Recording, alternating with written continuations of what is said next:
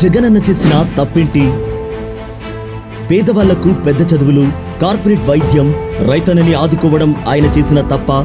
రాష్ట్ర తలసరి ఆదాయం పెరిగేలా చేయడం, అక్క చెల్లెమ్మలను వాళ్ళ కాళ్ళ మీద నిలబడేలా చేయడం ఆయన చేసిన తప్ప?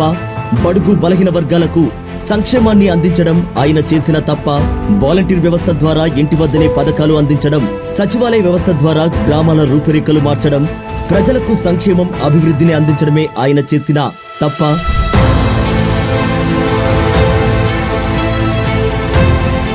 అవును, ప్రజలకు మంచి చేస్తే చంద్రబాబుకు నచ్చదు కదా. ఎందుకంటే చంద్రబాబు పెత్తందారు కాబట్టి. పేదలకు పెత్తందారులకు మధ్య జరుగుతున్న యుద్ధంలో జగనన్న పేదల వైపు నిలబడితే చంద్రబాబు పెత్తందారుల వైపు ఉన్నాడు. ఎందుకంటే చంద్రబాబు పేదల వ్యతిరేకి. అలాంటి చంద్రబాబు పేదలకు మంచి చేస్తున్న జగన్ని చూసి ఊరుకుంటాడా?